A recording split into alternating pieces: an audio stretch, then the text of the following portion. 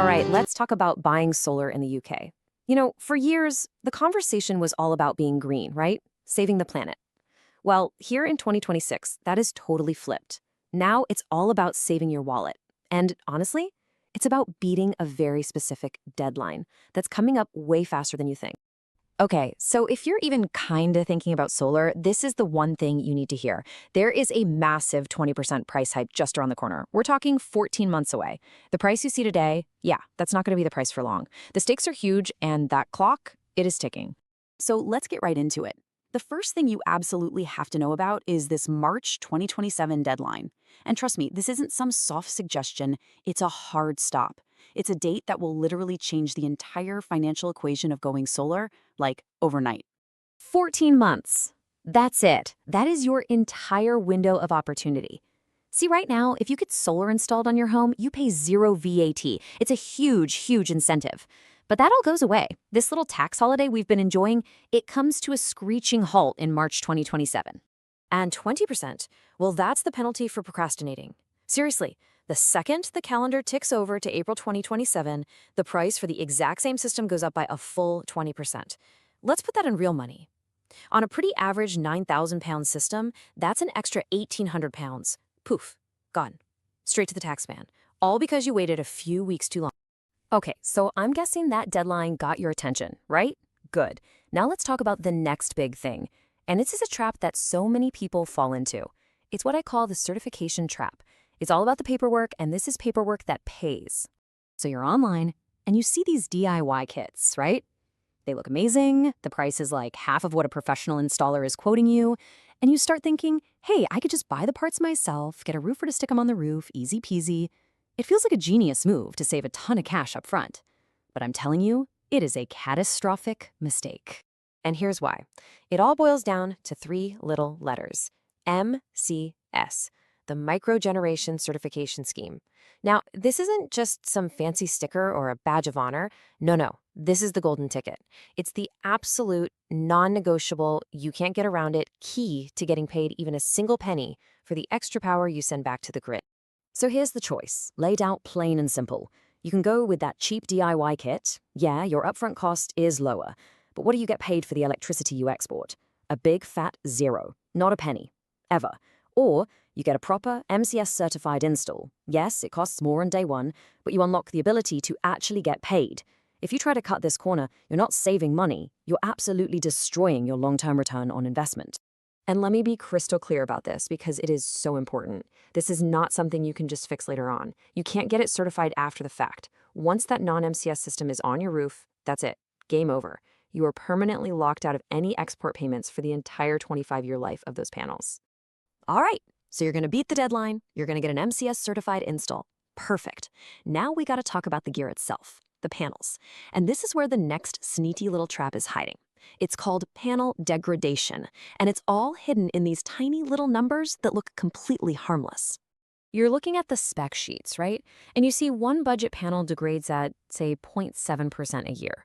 And a premium Tier 1 panel, well, that degrades at 0.4%. I mean, the difference is 0.3%. It's tiny. Who cares about that? It couldn't possibly matter, could it?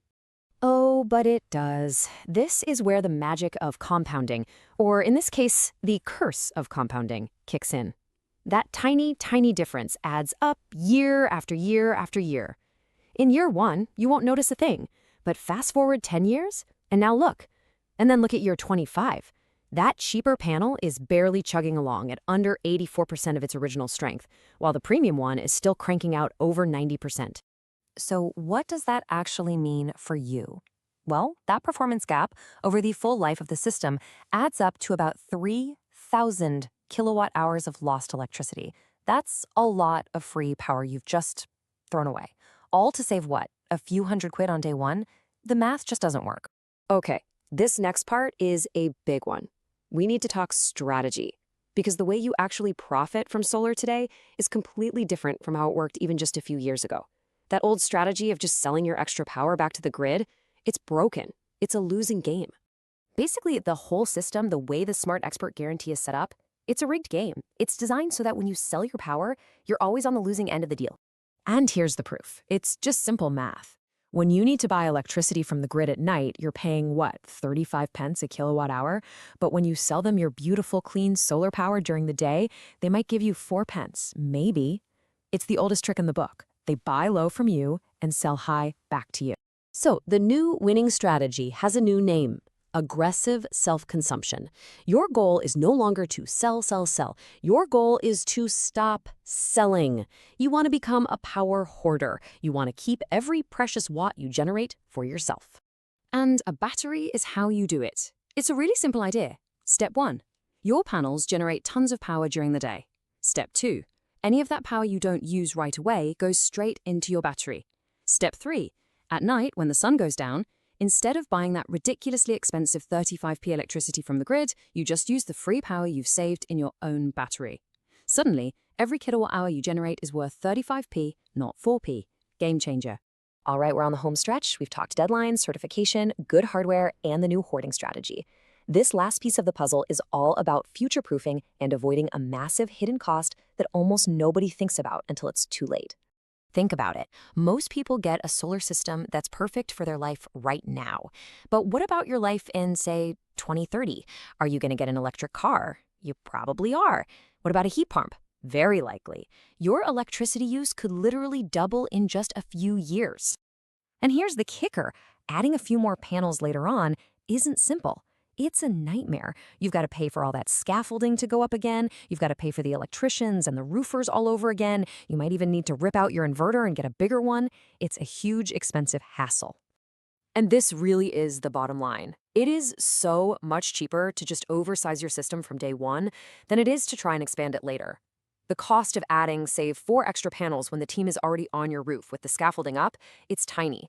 The cost of getting them to come back in 3 years to do the same thing, it's massive. So let's wrap this all up. Here's your 2026 solar playbook. Number 1, act before that March 2027, that deadline. Number 2, do not accept anything less than an MCS certified installation. 3, choose high-quality Tier 1 panels because the long-term math doesn't lie. 4, a battery isn't a luxury, it's the core of the strategy. And finally, number 5, build the system you're going to need in 2030, not just the one you need today. And I'll leave you with this. Right now, a lot of people are rushing to make a financial decision for 2027. But the really smart ones, they're making an energy decision for 2030 and beyond.